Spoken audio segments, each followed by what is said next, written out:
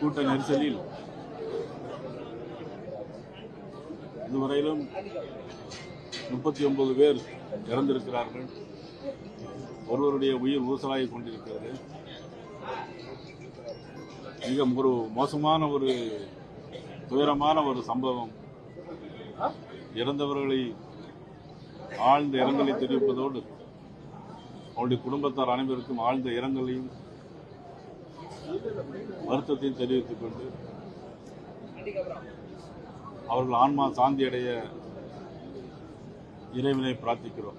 Sir, இந்த சம்பவத்துக்கு காரணம் யாருன்னு நினைக்கிறீங்க? இந்த சம்பவத்தை பொறுத்த மட்டும் இன்றைக்கு சுப்ரீம் கோர்ட்டுடைய சிட்டிங் பெஞ்ச் உடனடியாக இதை விசாரணைக்கு எடுத்துக்கொள்ள வேண்டும். நேரடி விசாரணைக்கு எடுத்துக்கொண்டு இதுக்கு விசாரணை செய்ய வேண்டும் என்று தமிழக பாரதிய ஜனதா கட்சியினுடைய சார்பாக நான் கேட்டுக்கொள்கிறேன். சார், உயர்நீதிமன்றம் பல்வேறு அறிவுரைகளை சொல்லி விதிமுறைகளை விதித்திருக்கு. அதே போல போலீஸ் தரப்புலையும் சொல்லியும் ನಿರ್ಭೀತ ನಿಷ್ಪಕ್ಷಪಾತ ವಿಶ್ವಾಸಾರ್ಹ ಸುದ್ದಿಗಳಿಗೆ ಮತ್ತೊಂದು ಹೆಸರಾಗಿರೋ ನ್ಯೂಸ್ 18 ಕನ್ನಡ ಈಗ ಆಪ್ನಲ್ಲೂ ಲಭ್ಯ ಇದೆ. ದಯವಿಟ್ಟು ಇಲ್ಲಿರೋ QR ಕೋಡ್ ಅನ್ನು ಸ್ಕ್ಯಾನ್ ಮಾಡಿಕೊಂಡು ಆಪ್ ಡೌನ್ಲೋಡ್ ಮಾಡೋದಕ್ಕೆ ಮರಿಬೇಡಿ. ನಿಮ್ಮ ಬೆಂಬಲ ಹೀಗೆ ಸದಾ ನಮ್ಮೊಂದಿಗಿರಲಿ. ಧನ್ಯವಾದ. 8:45 கூட்டம் நடைபெறுகின்ற இடத்துல 2:30 மணிக்கு தான் வந்தாங்க. அதே மாதிரி இங்க 3 மணிக்கு கொடுத்த இடத்துல நைட்டு 7 மணிக்கு தான் வந்தாங்க. இதை எப்படி பாக்குறீங்க? அதாவது இந்த சம்பவத்தை பொறுத்த மட்டும் உடனடியாக யாரையும் குறை சொல்வது என்பது தீர விசாரிக்க வேண்டும். அதனால் உச்சநீதிமன்றம் உடனடியாக இன்னைக்குள்ள சிட்டிங் பெஞ்ச் இது உடனடியாக விசாரிக்க வேண்டும். தமிழக பாரதிய ஜனதா கட்சி சார்பாக நான் தெரிவித்துக் கொள்கிறேன். உயர்நீதிமன்றம் உடனடியாக இதை இன்றைக்கு இருக்கிற உயர்நீதிமன்றம் இதை விசாரணைக்கு எடுத்துக்கொள்ள வேண்டும். விசாரணை வேண்டும். காவல்துறையோட பாதுகாப்பு இன்றைக்குள்ள சிட்டிங் பெஞ்ச் உடனடியாக விசாரிச்சு உடன் நடவடிக்கை எடுத்து. தமிழக அரசு ஒரு நபர் கமிஷன் போட்டிருக்காங்க, அருணா ஜெகதீஷன் தலைமையில். இதை எப்படி பாக்குறீங்க? உடனடி நிவாரணம் வழங்கியிருக்காங்க. எங்களை பொறுத்த மட்டும் நான் இப்ப சொல்றதுதான், நீதிபதி இன்னைக்குள்ள சிட்டிங் பெஞ்ச் உடனடியாக விசாரணைக்கு எடுத்துக்கொள்ள வேண்டும். Allegation from a sitting Supreme Court or High Court monitored bench. So that is BJP Tamil Nadu's demand. So we'll be checking out the legal possibilities about the same, but we expect it has to be taken suo motu. We have met the injured people. Most of them are between like 14 to 25, 26 ages. So I think this has to be regulated. So you cannot have children come into such rallies at a big risk of, getting their lives lost. Out of the official report given, out of 31 deceased, 5 are girl children and 5 are boy children less than age of 10. So it has to be strictly monitored. So such passing away is very unfortunate, that too for a political event. Even our BJP's own family members, they have lost their lives. So that's what we have observed yesterday. So we'll wait for other reports to come and then we'll comment on it. And for now, we have serious allegations against the state government. We surely think it's an intelligence failure because they say 10,000 people was the permission sought. But intelligence obviously should know that if a cine actor comes, what should be the crowd or what would be the crowd. I think on that front they have failed miserably. There is no hiding of it. CM have come now, Deputy CM is right now on inspection. Why do you see this? No, it's a good gesture, but they'll have to take the equal blame because it is their administration, their police and their government that has failed to give enough protection. The DGP says we have given 500 police for protection. Of 10,000 sought crowd, 25-30,000 expected crowd, is 500 a good number or enough number? We need to see. And the place is also a very narrow place. That is the problem. So for a cine actor allocating such place, I don't think it's a wise decision. We'll have to check what is the failure of the district administration on that. பல மணி நேரம் கழித்து வந்து பொதுக்கூட்டம் நடக்கின்ற பொழுது அதில் சில பிரச்சனைகள் ஏற்படுகிறது. இதையெல்லாம் தவிர்த்துக் கொள்ள வேண்டும். இது நான் யாரையும் குற்றம் சொல்லி இந்த நேரத்தில் குற்றம் சொல்வது பொருத்தமாக இருக்காது. விலை மதிக்க முடியாது நாம் உயிரை இழந்திருக்கின்றோம். இதுவரை தமிழகம் மட்டுமல்ல, இந்தியாவிலேயே ஒரு அரசியல் கட்சி நடத்துகின்ற பொதுக்கூட்டத்தில் இவ்வளவு உயிரிழப்பு ஏற்பட்டது. இன்றைக்கு தமிழகத்தில் நம்முடைய சகோதர சகோதரிகள் இன்றைக்கு விலை மதிக்க முடியாத உயிரை நாம் இழந்திருக்கின்ற நேரத்தில் மிகுந்த அதிர்ச்சியும் வேதனையும் அளிக்கிறது. இந்த கட்சி அந்த கட்சி என்றெல்லாம் பார்க்கிறது, பொதுமக்கள் என்ற கண்ணோட்டத்தோடு நாங்கள் பார்க்கின்றோம். ஆக இது மிகுந்த வேதனையோடு இந்த கருத்தை நான் தெரிவிக்கின்றேன். ஆக இன்று அரசியல் கட்சி தலைவர்கள் இன்றைக்கு எதையும் சிந்தித்து அனைத்து இந்திய அண்ணா திராவிட முன்னேற்ற அல்லது பல்வேறு கட்சிகள் தமிழகத்தில் இருக்கிறது. அவர்களும் பல பொதுக்கூட்டங்களை நடத்தியிருக்கின்றார்கள், அனுபவம் இருக்கின்றது. அந்த இடத்துல எவ்வளவு கூட்டம் வரும், ஒரு மாவட்டத்தில் எவ்வளவு கூட்டம் வரும், ஒரு தொகுதியில் எவ்வளவு கூட்டம் வரும், அந்த கூட்டத்தை எப்படி சமாளிப்பது, எப்படி ஒழுங்குபடுத்துவது என்பதெல்லாம் அவர்களுக்கு ஓரளவு அனுபவம் இருக்கின்றது. தமிழகத்தில் இருக்கின்ற அரசு கட்சிகள் ஒரு அனுபவம் இருக்கின்றது. அந்த அடிப்படையிலே பொதுக்கூட்டம் நடக்கின்ற காரணத்தினால் இப்படிப்பட்ட தள்ளுமுறை ஏற்படுகின்ற பொழுது அதை ஒழுங்குபடுத்திக் கொள்கிறார். அதை மற்றவர்களும் கடைபிடிக்கிறார்கள். சார், உயர்நீதிமன்றம் பல்வேறு வழிகாட்டுதல்கள் சொல்லியிருக்கு. காவல்துறையும் இந்த அரசாங்கம் காவல்துறையும் இதில் முழு கவனம் செலுத்த வேண்டும். மெரினா கடற்கரையில் எங்கே ஏர் ஷோ நடந்தது, அதுல சரியான முறையில் பாதுகாப்பு ஏற்பாடு செய்யப்படாத காரணத்தில் சுமார் 5 பேர் இறந்து விட்டாங்க. அங்கேயே அப்படிப்பட்ட சம்பவம் நடைபெறுகின்ற பொழுது இப்படி ஒரு அரசியல் கட்சி தலைவர் ஒரு பொதுக்கூட்டத்தை ஏற்பாடு செய்கின்ற பொழுது ஏற்கனவே 4 மாவட்டத்தில் இந்த பொதுக்கூட்டம் நடைபெற்றிருக்கின்றது. இதெல்லாம் என்னென்ன பிரச்சனை என்பது இன்றைக்கு அரசும் காவல்துறையும் ஆய்வு செய்து அதற்கு தக்கவாறு பாதுகாப்பு வழங்கியிருந்தால் இந்த உயிர் சேதத்தை தடுத்திருக்கிறது. காவல்துறை வந்து ஒழுங்குபடுத்தினா எங்க கூட்டத்துக்கு, எங்க கட்சிக்கு வரக்கூடிய அந்த கூட்டத்துக்கு வரக்கூடிய தொண்டர்களை அவங்க வந்து விரட்டி அடிக்கிறாங்க அப்படின்ற ஒரு குற்றச்சாட்டை அவங்க தலைவர்கள் முன்வைக்கிறாங்களே. இதெல்லாம் நீங்க நீங்க கேட்கிற கேள்வி இது வந்து நாங்களும் பொன்விழா கண்ட கட்சி, 32 காலம் ஆட்சி செய்த கட்சி, இப்படி எங்கேயுமே இப்படி தடை செஞ்சது கிடையாது. ஆக வேண்டுமென்றே திட்டமிட்ட ஆளுங்கட்சிக்கு ஒரு நீதி, எதிர்கட்சிக்கு ஒரு நீதியாக இருக்கக்கூடாது. ஆளுங்கட்சியுடைய முதலமைச்சர் வருகின்ற பொழுது கூட்டமே இல்லாத இடத்துல கூட ஆயிரக்கணக்கான காவலர்களை நிறுத்தி பாதுகாப்பு கொடுக்கிறாங்க. அதை நான் குறை சொல்ல, இருந்தாலும் அவர்களுக்கு எப்படி பாதுகாப்பு கொடுக்கிறார்களோ அதே போல இன்றைக்கு நாட்டு மக்களுக்கும் பாதுகாப்பை வழங்குவது அரசுடைய கடமை, முதலமைச்சருடைய கடமை, காவல்துறை கடமை. அந்த கடமையில் இருந்து அவர்கள் தவறிவிட்டார்கள். அதனால் இந்த உயிரிழப்பு ஏற்பட்டது. அருணா ஜெகதீசன் தலைமையில ஒரு நபர் கமிட்டி அமைச்சிருக்காங்க. அதை நீங்க ஒரு நபர் கமிட்டி அமைச்சிருக்காங்க. இவ்வளவு வேகமா துரிதமா இந்த ஒரு நபர் கமிஷன் அமைப்பதில் என்ன நோக்கம்னு எனக்கு தெரியல, அமைச்சிருக்கிறாங்க. இப்ப நான் வந்து நேற்றைய தினம் சென்னைக்கு போயிருந்தேன். இரவு தான் 2 மணிக்கு தான் வீடு போயிருந்தேன். காலையில் எழுந்தவுடன் தான் வந்தேன். உங்க தொலைக்காட்சியில் பார்க்கின்ற செய்தி வச்சு தான் இந்த பேட்டியை நான் கொடுத்துட்டு இருக்கேன். அது மட்டும் இல்லை, நான் வருகின்ற பொழுது கிடைக்கப்பட்ட தகவல் விஜய் அவர்கள் அந்த கூட்டத்தில் பேசிட்டு இருக்கும்போது இடையில் ஆம்புலன்ஸ் வருது. அப்போ அவருடைய ஒரு கொடி பேரை சொல்லி இந்த கொடி கட்டிட்டு இவ்வளவு ஆம்புலன்ஸ் எதுக்கு வருதுன்னு கேட்கிறார். இதெல்லாம் மிகப்பெரிய சந்தேகத்தை இருக்கு. ஆக எங்கே விழுதுன்னு அவர்களுக்கு எப்படி ஆம்புலன்ஸ்காரங்க தெரியும்? கூட்டம் நடத்துறாங்க, மேலே இருக்கிறாங்க, மேலே ஏறி பார்த்தீங்கன்னா எல்லாமே தெரியும். நானும் கூட்டத்தில் போய் 163 தொகுதிக்கு போயிட்டு வந்திருக்கிறேன். மேல இருந்து பார்த்தா எல்லாமே தெரியும். அப்படி முன்கூட்டியே பல ஆம்புலன்ஸ் விரைந்து சைலண்ட் ஒளியில் வந்துகிட்டு இருக்கும்போது அவர் சொல்றாரு, எதுக்கு இந்த ஆம்புலன்ஸ் வருதுன்னு அவர் அந்த கூட்டத்திலேயே பேசுறது அந்த தொலைக்காட்சியில் பார்த்தார். இதெல்லாம் ஒரு சந்தேகம் இருக்குது. இதெல்லாம் ஒரு முழுமையாக விசாரிக்கப்பட வேண்டும் என்பதுதான். 10,000 பேர் கலந்துக்குவாங்க சொன்னாங்க, 27,000 பேர் கலந்துட்டாங்கன்னு சொல்லி போலீசார் வந்து விளக்கம் கொடுத்திருக்காங்க. அவங்க கிரௌட் அதிகமா வந்துச்சு, எங்கிட்ட கேட்ட அனுமதியில வந்து 10,000 பேர் தான் கலந்துக்குவாங்கன்னு சொன்னாங்க. அவங்க 27,000 பேர் வந்தது எங்களால என்ன பண்ண முடியுது? இதுக்கு முன்னே 4 மாவட்டத்தில் நடந்திருக்கு. 4 மாவட்டத்தில் இதே கட்சியுடைய தலைவர் பொதுக்கூட்டம் நடத்தியிருக்கார். அந்த பொதுக்கூட்டத்தில் எவ்வளவு பேர் வந்து கலந்துட்டாங்க, எவ்வளவு பேர் எழுதி கொடுத்தான்னு இந்த காவல்துறைக்கு தெரியாதா? இந்த அரசாங்கத்துக்கு தெரியாதா? ஆகவே அவருடைய கடமையிலிருந்து தட்டி கலப்பதற்காக இந்த அறிவிப்பை கொடுத்திருப்பதை நான் கருதுகிறேன். சார், இந்த நிகழ்வுக்கு பொறுப்பேற்று விஜய் மீது நடவடிக்கை எடுக்கப்படுமா? இதையெல்லாம் நீங்க கேட்கிற கேள்வி எல்லாம் வந்து ஒரு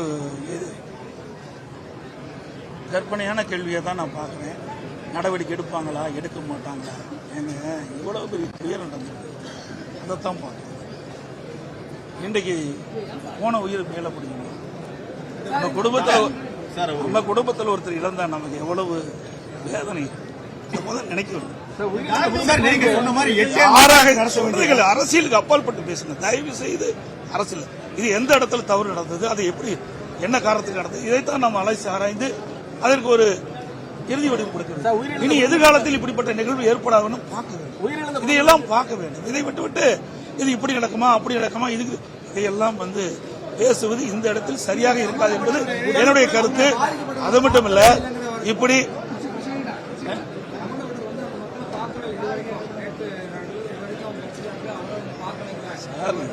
நான் சொல்றேனே, மதிப்பு பிடிக்காத விலை மதிக்க முடியாத உயிரை இழந்து இருக்கிறோம். இந்த நேரத்தில் ஒவ்வொருவரும் எந்த மனநிலையில் இருப்பார் என்று நமக்கு தெரியாது. ஒவ்வொருவரும் ஒரு மனநிலையில் எப்படி இருப்பார் நமக்கு தெரியாது. எங்களை பொறுத்த வரைக்கும், நம்முடைய இயக்கத்தை பொறுத்த வரைக்கும் மனித உயிர் முக்கியம். மக்கள் அரசியல் கட்சி தலைவர்கள் கூட்டத்தில் கலந்து கொள்கின்ற பொழுது அந்த கலந்து கொண்டிருக்கின்ற மக்களுக்கு எவ்வித பாதிப்பும் இல்லாமல் இருக்க வேண்டும் என்பது நிலைப்பாடு. இனி எதிர்காலத்தில் இப்படிப்பட்ட நிகழ்வு ஏற்படக்கூடாது. அதைத்தான் நான் இன்றைக்கு சொல்லிட்டு இருக்கிறேன். நடந்த நிகழ்வு மிக மிக ஒரு கொடூரமான நிகழ்வாத்தான் நான் பார்க்கிறேன். மிக மிக வேதனையான ஒரு அதிர்ச்சியான நிகழ்வாத்தான் பார்க்கிறேன். இன்றைக்கு நான் ஏற்கனவே குறிப்பிட்டதை போல இன்றைக்கு இதுவரை தமிழகத்திலும் சரி இந்தியாவிலும் சரி ஒரு அரசியல் கட்சி பொதுக்கூட்டத்தில் இவ்வளவு பேர் இறந்ததாக தெரியவில்லை, எனக்கு தெரிந்தவரை தெரியவில்லை. ஆக இது இவ்வளவு பேர் 39 பேர் இறந்திருக்கார் என்று சொன்னால் சாதாரணமாக எடுத்துக்கொள்ள முடியாது.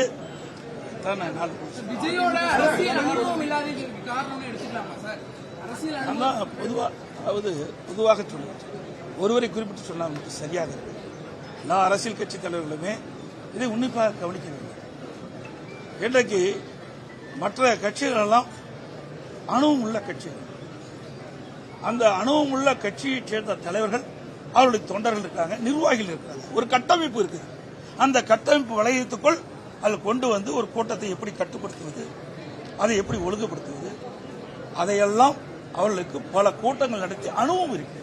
அந்த அனுபவத்தின் அடிப்படையில் கூட்டம் நடத்துகின்ற பொழுது அதில் சின்ன சின்ன அசம்பாவங்கள் தவிர்க்கப்படுகிறது. இப்படிப்பட்ட பெரும் அசம்பாவங்கள் ஏற்படாத வண்ணம் அவள் தடுப்பதற்கு உண்டான அனுபவம் அவரிடத்தில் இருக்கு. நாங்களாம் மாநாடு நடத்துவோம், கிட்டத்தட்ட 13-14 லட்சம் பேர் நடத்துகிறாங்க. அதே போல பல கூட்டங்கள் நாங்கள் நடத்துகிறோம். அதுபோல பல அரசியல் கட்சி தலைவர்கள், தமிழகத்தில் இருக்கின்ற பல அரசியல் கட்சிகள் பல கூட்டங்கள் நடத்தியிருக்குது. அதையெல்லாம் அங்கு இருக்கின்ற தலைவர்கள், இரண்டாம் கட்ட தலைவர்கள், அங்கே இருக்கின்ற பகுதியில் இருக்கின்ற அந்த கட்சியுடைய நிர்வாகிகள், அவர்கள் அதனுடைய தொண்டர்கள், அவர்களெல்லாம் பல கூட்டத்தில் கலந்து கொண்டு அனுபவம் இருக்கின்றனர். அந்த அனுபவத்தின் அடிப்படையில் அவர்கள் அந்த கூட்டத்தை ஒழுங்குபடுத்திக் கொள்கிறார்கள். திமுகவை தொடர்ந்து எதிர்ப்பாக எல்லா கூட்டங்களையும் பேசிட்டு இருந்தாரு. முதல்வர் இந்த சம்பவம் நடந்தோடனே சென்னையில இருந்து இங்க வந்ததா இருக்கட்டும், ஒரு நபர் குழு அமைத்ததா இருக்கட்டும், 10 லட்சம் நிவாரணம் வழங்கியதா இருக்கட்டும், இதுலதான் அரசியல் இருக்குன்னு நினைக்கிறீங்களா சார்? இதெல்லாம் அரசுடைய கடமைங்க. முதலமைச்சர் இந்த கடமையில செஞ்சுதான் ஆகணும். அந்த ஸ்தானத்தில் இருக்காரு, அதை அவர் செய்யறாரு. எல்லா இடத்துலயும் தானே எல்லா அரசாங்கமும் அப்படித்தான் செய்யும். எந்த அரசாங்கமாக இருந்தாலும் இப்படிப்பட்ட நிகழ்வுகள் ஏற்படுகின்ற பொழுது உடனுக்குடன் மக்களுக்கு தேவையான உதவிகளை செய்வதுதான் அரசுடைய கடமை. அந்த கடமை தான் இந்த அரசாங்கம் செஞ்சு.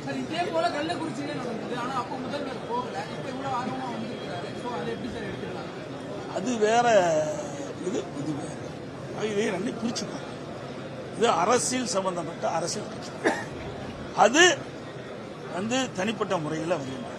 அதையுமே அரசாங்கம் செய்த தவற காரணத்தில் தான் 68 பேர் உயிரிழந்திருக்கிறாங்க.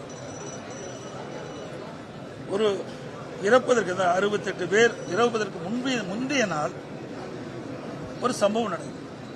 அந்த சம்பவத்தில் அங்க இருக்கிற விஷச்சாராயத்தை பல பேர் குடிக்கிறாங்க. குடிச்சு மருத்துவமனையில் சேர்க்கிறாங்க. மருத்துவமனையில் சேர்க்கப்பட்டவுடன் அவர்கள் இறக்கின்ற நிலை ஏற்படும்.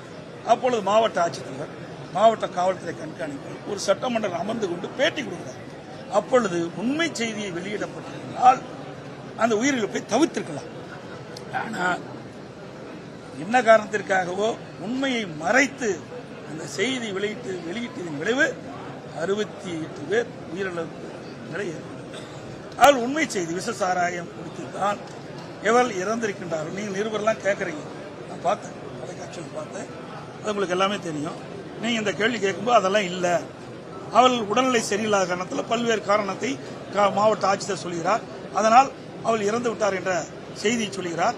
ஆக உண்மை நிலையை அவர்கள் சொல்லியிருந்தால் அடுத்த நாள் இவர்கள் இறந்துட்டாங்களா முந்தைய நாள் அடுத்த நாள் துக்கம் விசாரிக்க சென்றவர்கள் இந்த விஷ சாராயத்தை குடித்திருக்க மாட்டார்கள், உயிரில் தவித்திருக்கிறார்கள். ஆனால் மாவட்ட ஆட்சித்தலைவர்கள் யாரை காப்பாற்ற வேண்டும் என்ற நோக்கத்திற்காக உண்மையை மறைத்து தவறான செய்தியை ஊடகத்தின் பத்திரிகையின் வாயிலாக வெளியிட்டதன் விளைவு அடுத்த நாள் அந்த இறந்தவர்களுடைய துக்கத்திற்கு சென்றவர்கள் அங்கே விற்கப்பட்ட விஷ சாராயத்தை குடித்த காரணத்தினால் இறந்திருக்கிறார். இதுக்கு முழுக்க முழுக்க அரசாங்கம்தான் காரணம். அவர்கள்தான் இதை ஏற்றுக்கொள்ள வேண்டும். அதனாலதான் முதலமைச்சர் அங்கு போய் அங்கே பாதிக்கப்பட்டவர்களை சந்திக்கவில்லை என்று நான் கருதுகிறேன். நடத்திட்டாரு. அதே மாதிரி தொடர்ந்து காவல்துறை பாதுகாப்பு கொடுத்திருக்காங்க. இப்ப வரை நடைபெற்றுள்ள எதிர்க்கட்சி தலைவரா இவங்க இந்த அரசாங்கத்தோட நடவடிக்கை எப்படி சார் இருக்கு?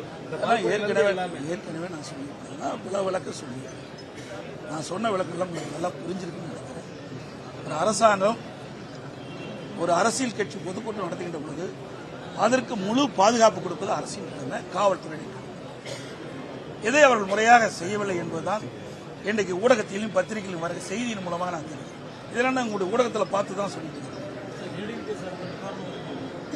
சார். இது எங்களை பொறுத்த வரைக்கும் விலை மதிக்க முடியாத எவ்வளவு நிவாரணம் கொடுத்தாலும் ஈடாக. ஏன்னா அரசாங்கம் நிவாரணத்தை அளித்த நிவாரணம் அறிவிக்கப்பட்டிருக்கிறது. எங்களுடைய தலைமை பொறுப்பாளர் விஜய்க்கு ஒரு எதிர்கட்சி தலைவரா நீங்க கொடுக்கக்கூடிய அறிவுரை சார், ஒரு கட்சி தலைவர் ஒரு கட்சி தலைவருக்கு அறிவுரைகளாம் சொல்ல முடியாது. அது ஏற்புடையதும் இருக்காது. அது அரசாங்கம் தான் இந்த அடையாளத்தை கண்டுபிடித்து பத்திரிகையிலே உங்களுடைய ஊடகத்திலையும் பத்திரிகையிலையும் அவருடைய புகைப்படத்தை வெளியிட்டு அதன் மூலமாக அடையாளம் கண்டுபிடித்து அந்த உடலை உரிய இடத்தில் ஒப்படைக்கும். ஒரு நபர் ஆணை அழைத்து அமைச்சிருக்காங்க. அது விஜய்க்கு அவங்க மறைமுகமாக கொடுக்குற எச்சரிக்கையோ இல்லை என்னவாலும் அவங்க முடிவு எடுக்கலாம் சார். மிஷின் அமைத்த பிறகு இப்படித்தான் வரும் அப்படித்தான் வரும் என்று நீங்க கேட்கின்ற கேள்விக்கு என்னால் பதில் சொல்லுங்க. கமிஷன் அமைக்கப்பட்டிருக்கிறது. கமிஷனுடைய அறிக்கை வெளிவந்த பிறகுதான் உங்களுடைய கேள்விக்கு பதில் சொல்ல முடியும். அதே போல இழந்தோர் குடும்பத்தை சார்ந்த அனைவருக்கும் எனது ஆழ்ந்த இரங்கலை தெரிவித்துக் கொள்கிறேன். உயிருக்கு போராடும் மற்றவர்களை காப்பாற்ற வேண்டும், அவர்களுக்கு உயர் சிகிச்சை அளிக்க வேண்டும். அனைத்து கட்டமைப்பு வசதிகளும் உள்ள மருத்துவமனைகளில் அவர்களை சேர்த்து தேவையான சிகிச்சையை அளிக்க வேண்டும் என்று வேண்டுகோள் விடுக்கிறேன். உயிரிழந்தோர் குடும்பத்திற்கு தலா 10 லட்சமும் காயமடைந்தவர்களுக்கு தலா 1 லட்சமும் தமிழ்நாடு அரசு இழப்பீடாக அறிவித்திருக்கிறது. உயிரிழந்தோர் குடும்பத்திற்கு தலா 50 லட்சமாக உயர்த்தி வழங்க வேண்டும் என்றும், காயமடைந்த அனைவருக்கும் சிகிச்சை பெற்று வரும் அனைவருக்கும் தலா 5 லட்சம் இழப்பீட்டுத் தொகையாக வழங்க வேண்டும் என்றும் தமிழ்நாடு அரசுக்கு விடுதலை சிறுத்தைகள் கட்சியின் சார்பில் வேண்டுகோள் விடுக்கிறேன். இந்த பெரும் துயரத்திற்கு யார் பொறுப்பு என்பதை விட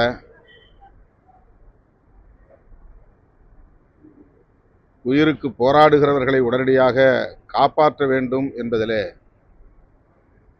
கவனம் செலுத்த வேண்டும்.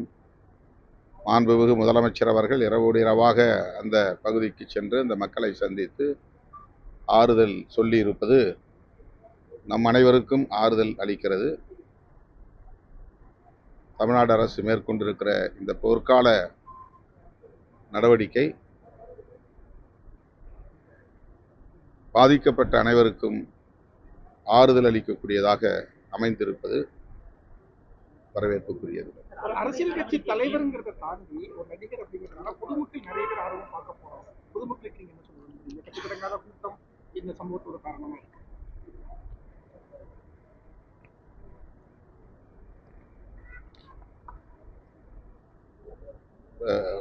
அரசியல் கட்சி தலைவர்கள் எல்லோருக்கும் கூட்டம் கூடுகிறது, லட்சக்கணக்கிலே கூடுகிறார்கள்.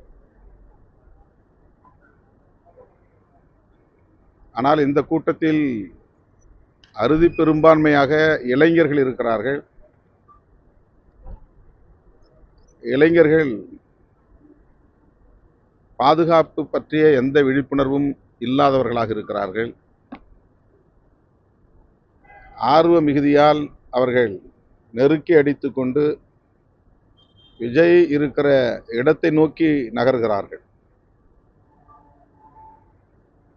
இதனால் ஏற்படுகிற நெரிசல் இந்த பாதிப்பை ஏற்படுத்தி இருக்கிறது. ஆகவே இது போன்ற நிகழ்வுகளை ஒருங்கிணைக்கக்கூடிய தலைவர்கள்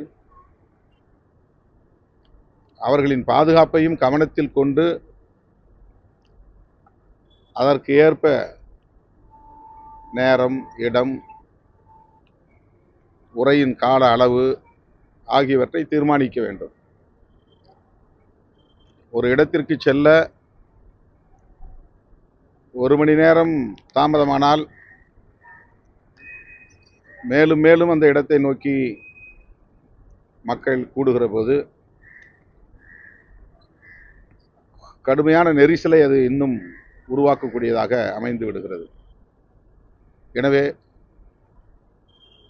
தொடங்குகிற போதே உரிய நேரத்தில் தொடங்கினால் அடுத்தடுத்து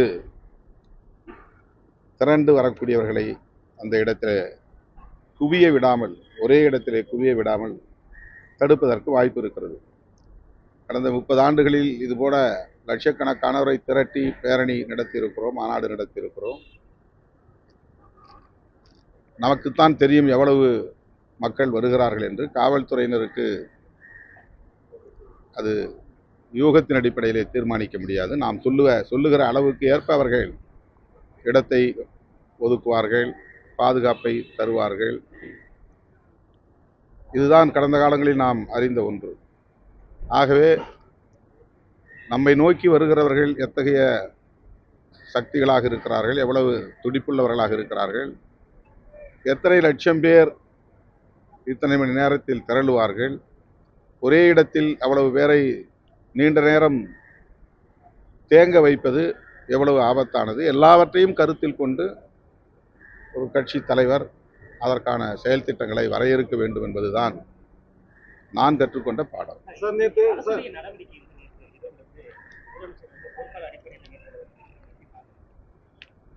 இரவோடு இரவாக அவர் அங்கே போயிருப்பது மிகப்பெரிய அளவிலே ஆறுதலை அளிக்கிறது.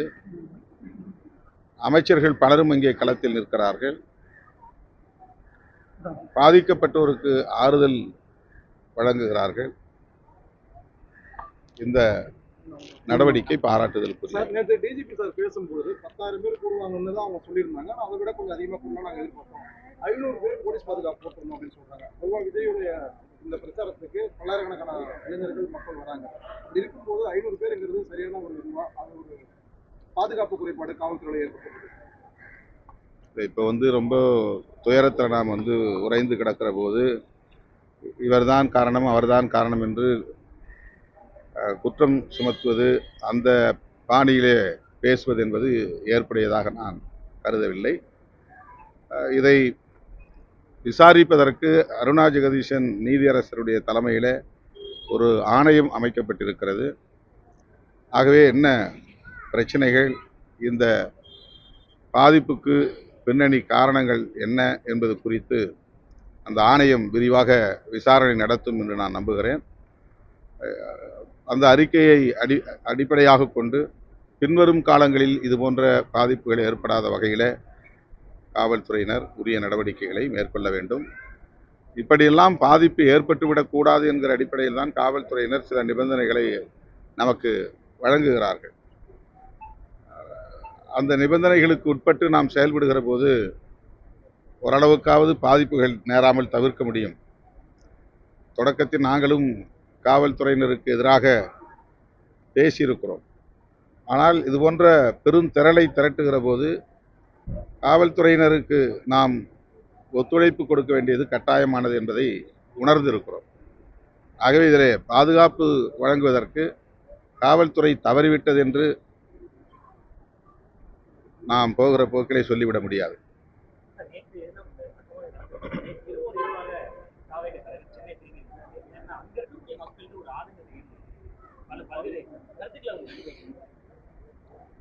வருத்தம் தெரிவிச்சிருக்கிறாரு. முகநூலில், ட்விட்டரில் பதிவு செய்திருக்கிறார். அவர் மீண்டும் carry her as a body. So this is what's happening here. So government is fully with them. I got a call from Congress President Garge ji, Rahul ji, Priyanka ji, and everybody immediately almost. So they are actually have word with Tamil Nadu Congress Committee President also. Whatever the financial support we have to give, we are giving. Tamil Nadu Congress Committee President has just now announced Tamil Nadu Congress Committee can give 1 crore rupees. But this financial assistance might not be a big support because what they have lost is something really we can't even explain it, that kind of loss. But still they are all poor people. Whatever financially we should do, we'll do.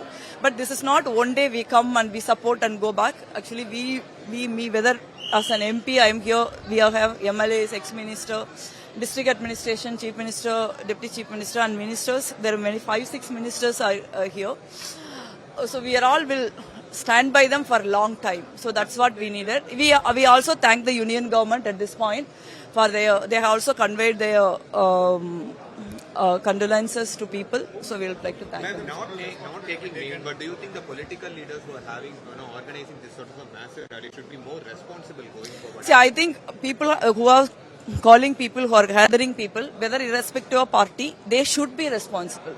Because there are so much, because when we all organized rallies, so we multiple time we'll go there and check there, we put a drawing, we'll put a map, what is the length of the bus, what is the breadth of the bus, how much time, space it will take, how many vehicle accompany the bus, how much space that vehicle has to take, how many people, so how much water we have to provide, how much time. So this all we actually plan. The problem in Karur is Saturday is a very bad day. Saturday is because you all know we are a 4th largest export city. So all the goods will be loaded and transported on Saturday. And people, it's also salary day. So unfortunately 50,000-60,000 people are working. They are all getting their salary at 5 o'clock. They are coming amidst the crowd. Then we cannot allow the thing happen in the mid of the city because vehicle movement will be there. Saturday within 1,000 people the city is just paralyzed because so many vehicle movement. Police did one good thing in my view because they have asking this farmers market place. But that could have been fatal to us. Even now it's fatal, but that could have been even more fatal to that because you all might have seen that's one single road. You can't go anywhere. At least there are 3-4 places people can moving out. But the problem is the city is very small. It's not like Madurai, Chennai or Coimbatore or Trichy. It's like you can move anywhere and you can get out of the city. But this is not the case. People actually mostly mobilized from the Karur town and the nearby Krishnaipuram, Kulithala areas. They all used to have the same way. So they all has to move around the same place. But in my view, my request to the state government as well as the political parties in the future, in any small city like Karur, should not be allowed to have a road show amid the streets. Because when you assess the crowd, please go outside, get a proper permission, put a proper safety nets, and you conduct a meeting. Because everybody in a democratic country feel free to conduct their own meeting and express their opinion and propagate their agenda. So it's up to people to decide. But this is a very pathetic and very painful way of doing things. It's unfolded. Actually, people will come and go, but we are living here. So people have come and left, but we are here the whole night. We will be continue to be with the people. What happened to Karur and our people today, it should never happen to anywhere, not only in Tamil Nadu, anywhere in the country, it should not be happen. There should be rules should be framed. This kind of city life or a rural life, people dense, wherever the people live with a lot of density, political party should have allowed to have a road show and allowed to have mobilized this much crowd. ನಿರ್ಭೀತ, ನಿಷ್ಪಕ್ಷಪಾತ, ವಿಶ್ವಾಸಾರ್ಹ ಸುದ್ದಿಗಳಿಗೆ ಮತ್ತೊಂದು ಹೆಸರಾಗಿರುವಂತ news 18 Kannada ಈಗ ಆಪ್ನಲ್ಲೂ ಲಭ್ಯವಿದೆ. ದಯವಿಟ್ಟು ಇಲ್ಲಿರುವಂತ QR code scan ಮಾಡಿಕೊಂಡು app download ಮಾಡೋದಕ್ಕೆ ಮರಿಬೇಡಿ. ನಿಮ್ಮ ಬೆಂಬಲ ಹೀಗೆ ಸದಾ ನಮ್ಮೊಂದಿಗಿರಲಿ. ಧನ್ಯವಾದ.